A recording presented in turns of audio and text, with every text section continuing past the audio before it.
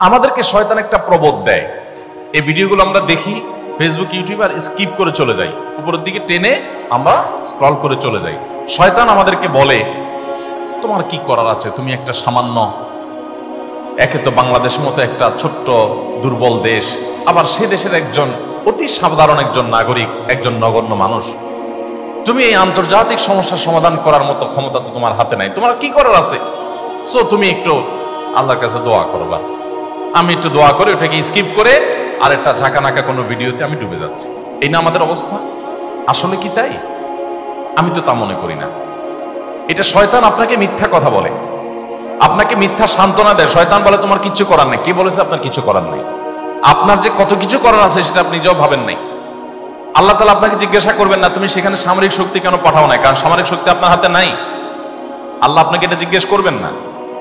আল্লাহ আপনাকে বলবেন না তুমি মানবিক সহায়তা নিয়ে শত শত হাজার হাজার টন কেন খাবার পাঠাও নাই সেখানে, কারণ এই ক্ষমতা আপনার হাতে নাই।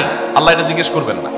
আল্লাহ জিজ্ঞাসা করবেন তোমার হাতে একটা ইহুদি পণ্য তোমার বাসায়, তোমার টয়লেটে, তোমার বেডরুমে, তোমার প্রত্যেকটা জায়গা, কখনো সাবানের নামে, কখনো শ্যাম্পুর নামে, কখনো লোশনের নামে, কখনো চকলেটের নামে, কখনো ড্রিঙ্কসের নামে, কখনো রেস্টুরেন্টের ফাস্টফুডের নামে, তোমার বাসার প্রতিটা কক্ষে কক্ষে প্রতিটা টয়লেটে তাদের পণ্যগুলো শোভা পেয়েছে।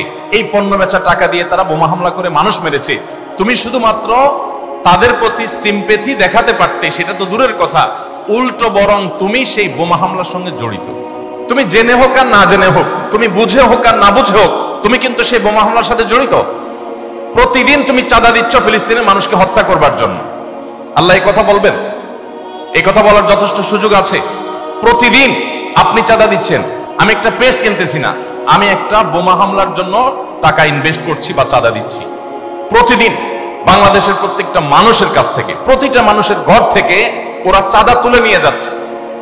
আপনি মনে করছেন মুদি দোকানে গিয়ে আমি মালামাল কিনে আনছি। আল্লাহর কসম করে বলছি এটা মালামাল কিনা না। এটা আপনি দেখছেন মালামাল কিনা, আমি এটাকে মালামাল কিনা দেখছি না।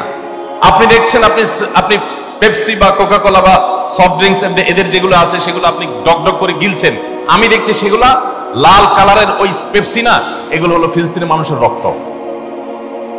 আপনি দেখছেন সেগুলো হয়তো কোক, আমি দেখছি সেগুলো রক্ত। বাংলাদেশের মানুষ এরকম ভুলো জাতি পৃথিবীতে আরেকটা আছে কিনা আমি জানি না। আমরা খুব দ্রুততার সাথে ভুলে যাই। আমরা কাউকে মাথা তুলতেও দেরি করি না, আবার মাথা থেকে আছাড় দিতেও আমরা দেরি করি না। এটা আমাদের একটা দুর্বলতা। আমাদের এই দুর্বলতাটা আমাদের কাটিয়ে ওঠার চেষ্টা করা দরকার। আমরা কয়দিন খুব জোরে সোরে বয়কট করে এরপরে আবার আমাদের সবকিছু সয়ে যায়। এক ভাই খুব চমৎকার বলেছেন, আমরা মানিয়ে নিয়েছি শোক, আবার উদরে ঢালছি কোক। আপনি নামাজ পড়তেছেন, আপনি সিজদা করতেছেন, আপনি অনেক কিছু করতেছেন, দিন শেষে আপনি মুসলমানদের হত্যার সঙ্গে জড়িত।